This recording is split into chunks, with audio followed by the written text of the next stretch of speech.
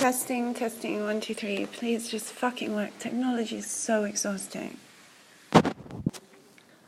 Okay, so open the scene with a guy looking out of a window, leaving his beloved Kenya, and someone else who's quite beloved behind. He looks like a kind of craggy Brad Pitt cross. God, this is more difficult than I thought. Cross George Clooney, across River Phoenix. Elderly though. Elder. You know, the way good men age well. He is staring at the clouds, and he just quit me, alcohol and cigarettes,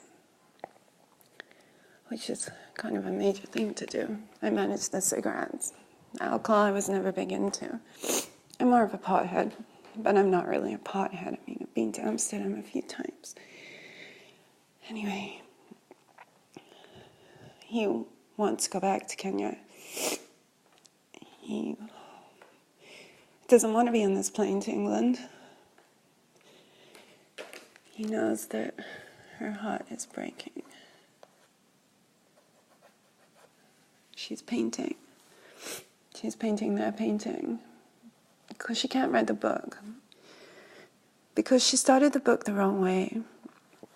She started the book in the beginning of all. There are thousands and thousands and thousands of texts. He always gave her a hard time about those. He asked, well, it's in the book, but he asked why she kept them. She kept them for Storm. You must excuse my cold. It's the most revolting thing. I am normally very fit. I'm very fit. I mean, just never ill. Anyway, she kept them all in case they ever had their baby, whose name has changed as many times as their baby's nearly been born.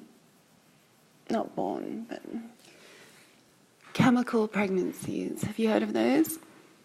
They're bastards. See, the big drugs company, they know how desperate older people who fall in love and have a second chance are. So they've developed this whole new pregnancy test where you can test 4 days early. 4 days early. But only 10 to 14% of the chemical pregnancy tests actually work.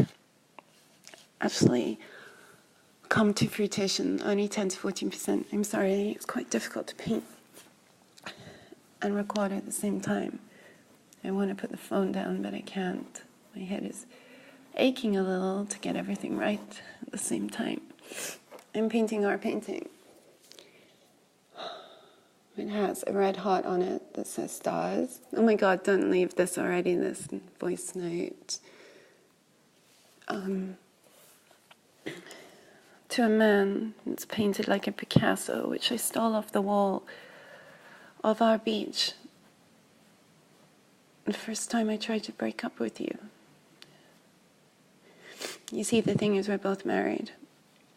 We're two assholes. Which is also in the book.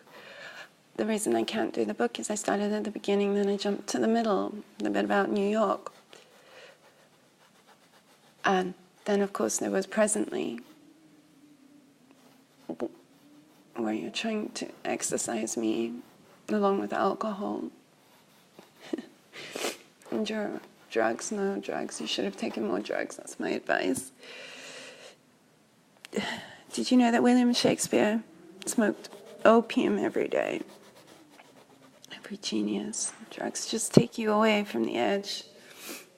The fucking edge. Apparently it means that you can float up into the sky and look down at the world and be like, yo, now I know what's wrong with the world. Anyway, back to our lead character. He's sitting tall, he's elegant, but his body's taut as he looks out of the window. Yeah, and dude, that's you, and I hope it fucking hurts. This is the guy I fell in love with nearly a year ago. No.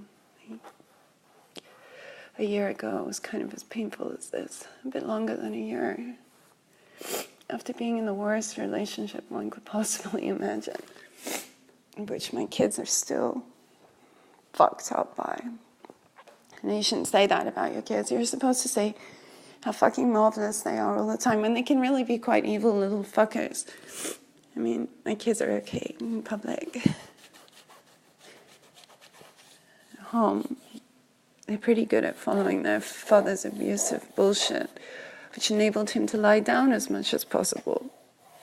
The only person I've ever known who would write a letter entitled, not entitled, but it should have been the title. It totally describes his personality. Entitled, let's go back there. Entitled, oh my God, I'm gonna have to get a job. Like, jobs are, people like you. They want you to work for them. Try having dropped out of the world to raise a kid in the middle of Africa with like fuck all money. Sure, I've learned loads, but a job? Oh my God, I have to get a job. Like a nice job, one that you enjoy. And it is one that he enjoys. Guy cruises around making adverts with models in East Africa. Nothing too hardcore and nothing too pushy. Yeah, there are clients occasionally who disagree, but I really think that's the sum of his fucking problems. He said, I sound really bitter. I don't want to, but the guy, he let my father die and never sought any retribution for his rather hurried and odd, like extremely odd demise, where his land was sold for next to nothing, and I think a land share. Long story. And yeah, I need to take a break right now.